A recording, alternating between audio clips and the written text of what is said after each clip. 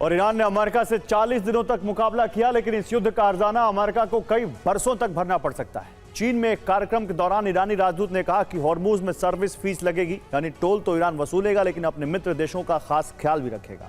इससे जाहिर हो रहा है कि ईरान अपने दुश्मनों से मोटी रकम वसूलता रहेगा, जबकि चीन जैसे मित्र देशों को हो सकता है फ्री में हॉर्मुज में एंट्री मिलती रहे। ऐसे में पश्चिमी देश ईरान के खिलाफ अभियान की शुरुआत कर सकते हैं और हॉर्मुज की वजह से फिर महासंग्राम छिड़ सकता है।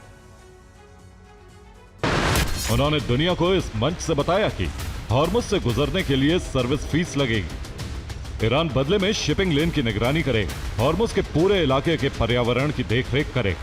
चीन में ईरान के राजदूत ने कहा कि तेहरान हॉर्मुज से गुजरने वाले जहाजों के लिए नई फीस लागू करने की योजना बना रहा है। इसके साथ ही ईरान के मित्र देशों को खास सुविधा दी जाएगी। अमेरिका हॉर्मुज में सर्विस फीस के खिलाफ, नाटो देश हॉर्मुज पर नई रणनीति बनाएंगे। अंकारा में हॉर्मुज को लेकर ट्रंप के साथ बात होगी। ईरानी नौसेना के लिए नए चीफ का ऐलान हुआ है। अमेरिकी हमलों में पूर्व नेवी चीफ की मौत हो गई थी। पूर्व चीफ अली रेजा तंगसीरी की मार्च में मौत हुई थी।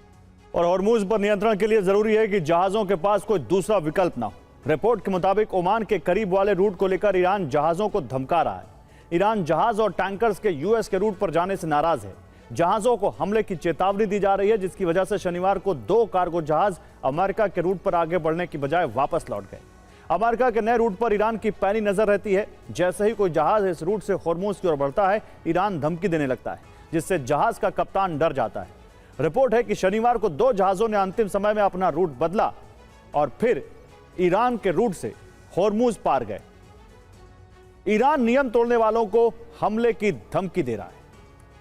ईरान बाब अल मंदेब को भी बंद कर सकता है। दुनिया में तेल की बहुत बड़ी दिक्कत हो सकती है। ईरान को चुनौती देने वालों को यह याद रखना चाहिए। ईरान बड़े युद्धपोत तो जंग में गंवा चुका है, लेकिन स्पीड बोट्स की ताकत बरकरार है।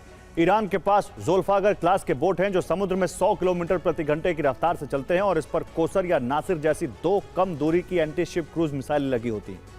ईरान के पास सिराज श्रेणी के बोट भी हैं। ये 110 से 130 किलोमीटर प्रति घंटे की रिकॉर्ड गति पकड़ सकती हैं। इस पर मल्टीपल रॉकेट लॉन्चर और भारी मशीन गन लगी होती हैं।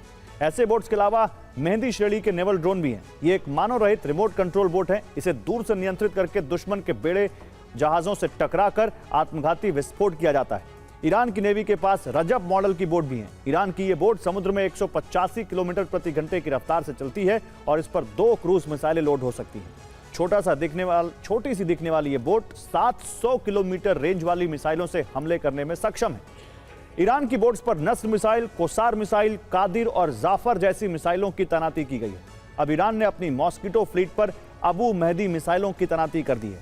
अबू मेहदी मिसाइल की रेंज 1000 किलोमीटर है और यह बेहद शक्तिशाली मिसाइल है।